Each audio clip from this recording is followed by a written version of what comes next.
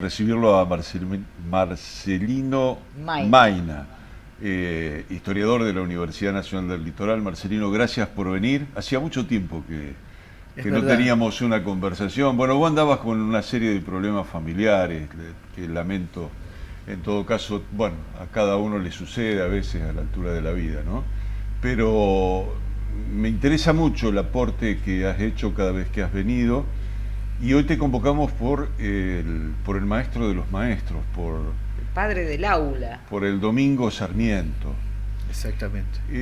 Figura que en todo caso, frente a la situación de la educación hoy en la Argentina, ¿qué haría? Yo digo, ¿qué haría Sarmiento frente a esto? ¿No haría falta un nuevo Sarmiento en la Argentina para que reconstruyera un nuevo proyecto educativo, formativo en la Argentina? Muy buenas tardes para ambos y Buenas, gracias por la invitación. sí.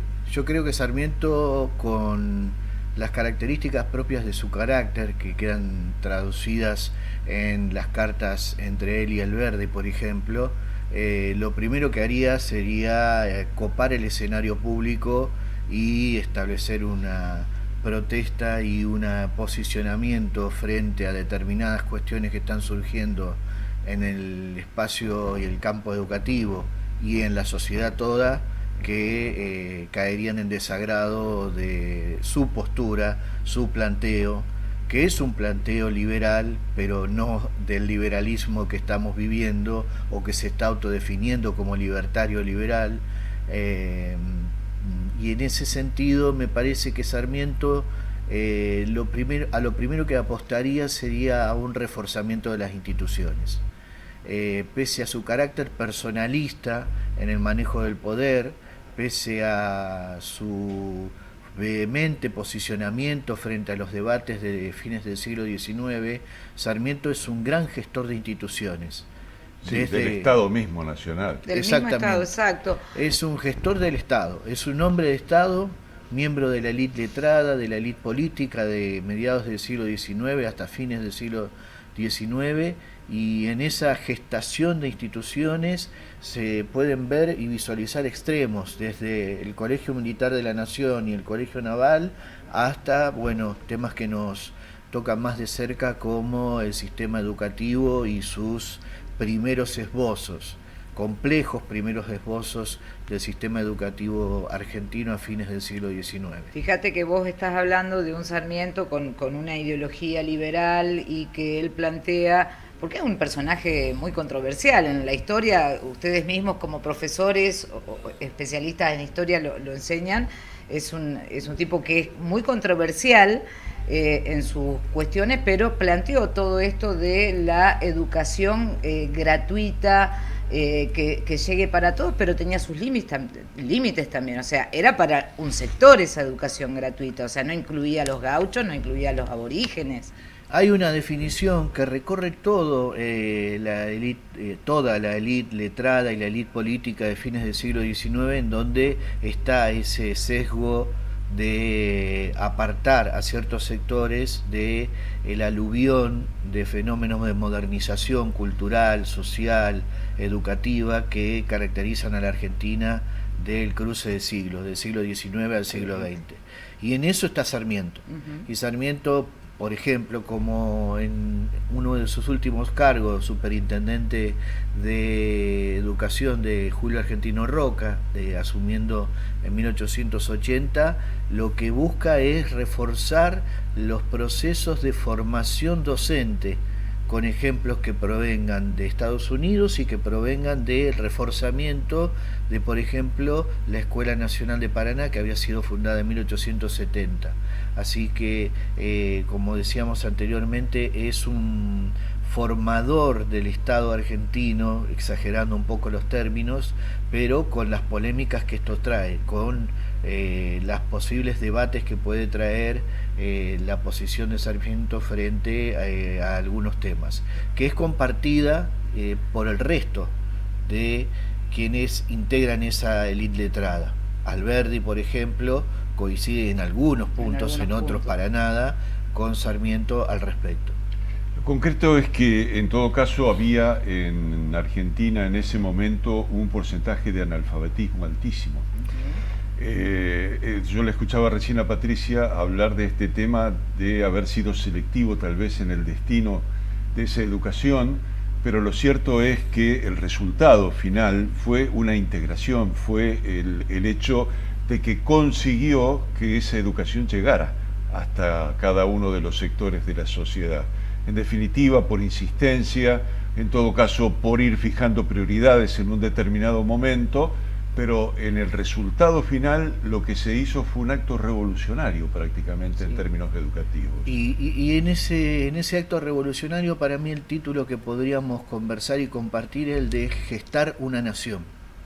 Gestar una nación desde un lugar no homogéneo, sino desde distintos ámbitos, desde distintas esferas. Esas esferas que pueden inclusive abarcar otros espacios, además del educativo, que es el que nos cita especialmente aquí. Pero bueno, Sarmiento tiene un posicionamiento que luego va a continuar luego de su fallecimiento, sostenido por la élite del 19-20, por ejemplo, con la fundación de las escuelas de la ley Laínez, que poblaron el territorio argentino de instituciones escolares, reproduciendo de alguna manera la maquinaria, para utilizar un término un tanto mecánico, la maquinaria de desarrollo del sistema educativo, y complementaron la ley de la cual Sarmiento es prácticamente uno de sus pilares, que es la ley 1420 de 1884, antecedida por el Congreso Pedagógico Nacional de 1882, que los nombro con las fechas porque particularmente estamos cumpliendo 120, 130 años de esa fecha, y bueno, es interesante tener presente que para 1984 Alfonsín va a tratar de replicar un segundo Congreso Pedagógico Nacional en aras y en vistas de reestructurar un sistema educativo que se había deteriorado enormemente durante el periodo de mediados del siglo XX en adelante. Ahora, en esto que vos terminás de decir y el hecho de el testimonio de lo que hizo Sarmiento puso énfasis en lograr una muy buena calidad de docentes, y lo que nosotros vemos por estos días es que las dificultades que tienen los docentes en el sentido de poder integrarse a un proyecto están además agravadas por el hecho de la persecución que en todo caso hay sobre la actividad docente, ¿no? Que está absolutamente clara.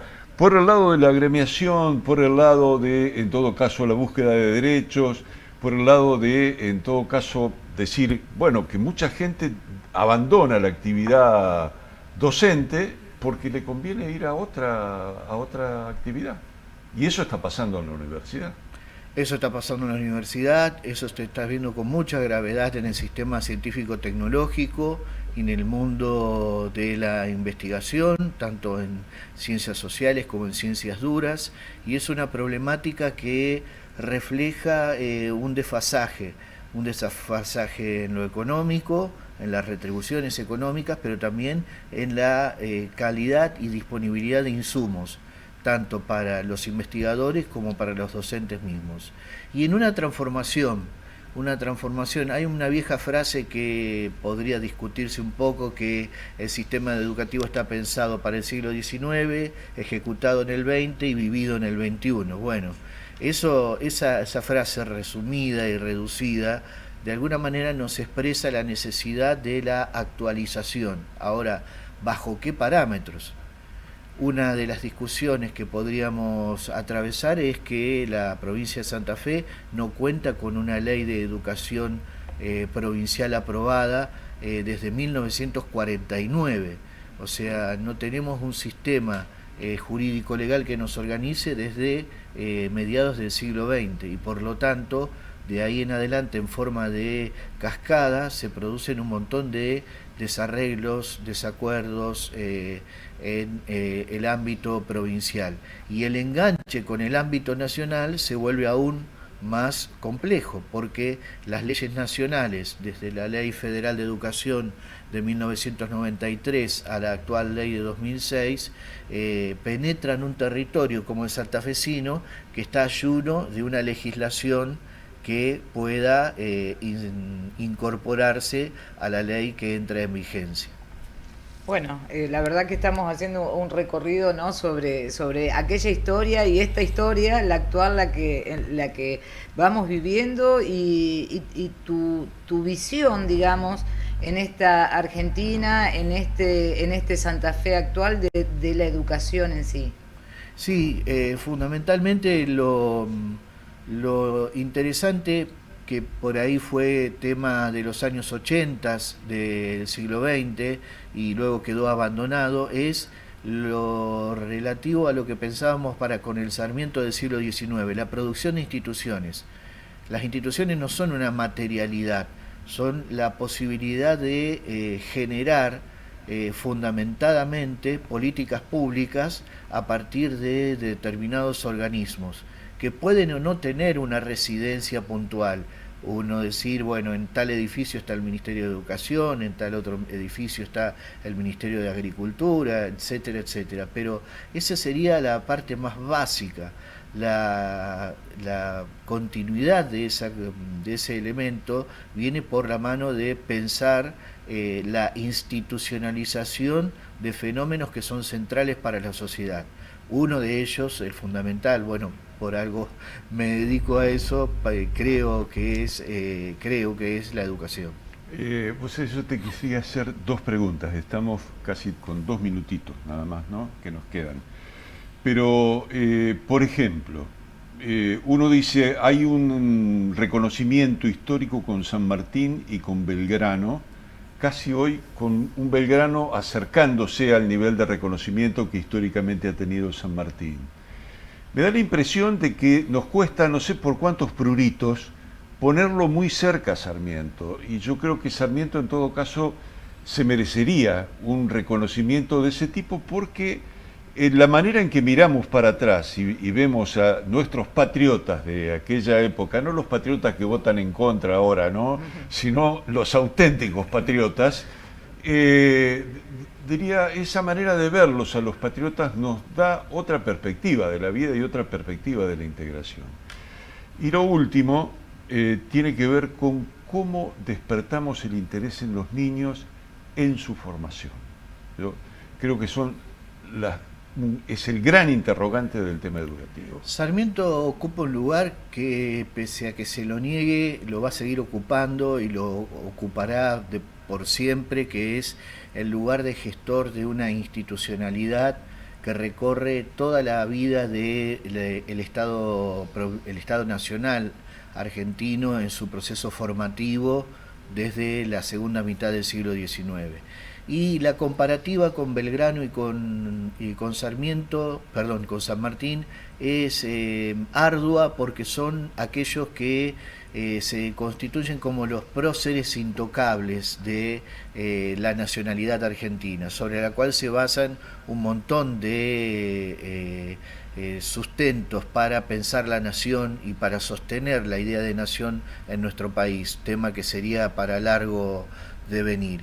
Y el lugar de los niños, de los jóvenes en el sistema educativo va a tener que ser repensado, inclusive cuando se vuelva a debatir la ley de educación, va a tener que ser pensado en términos de la digitalización y de la política, perdón, y de la educación 2 y 3.0, o sea, en un sistema ajeno a las particularidades con las que hoy, y de ahí lo difícil que va a ser pensarlo, están hasta construidas las escuelas.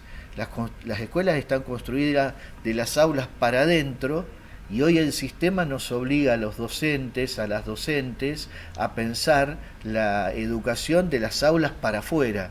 Y esa definición me parece central para repensar la escuela, y al repensar la escuela, repensar su institucionalidad. Sí, seguro. Hay algunos ejemplos incluso de escuelas que se han hecho arquitectónicamente en función de esta idea que vos planteás. ¿Por qué? Porque el fin de semana, en todo caso, la escuela es un lugar de encuentro para los barrios, ¿no? Exacto. Y desde allí la generación de un vínculo que sea mucho más solidario, mucho más integrador y que permita confiar en la escuela mucho más de lo que hoy se Y confía. aparte lo que está diciendo es una forma también de que los chicos se acerquen a otra forma de educación porque están tan acostumbrados a la tecnología que Seguro. es una forma de hacerlo llegar, ¿no? Así que bueno. Marcelino, muchas gracias. Muchísimas No, gracias, muchísimas gracias a ustedes, lo mejor. Bueno.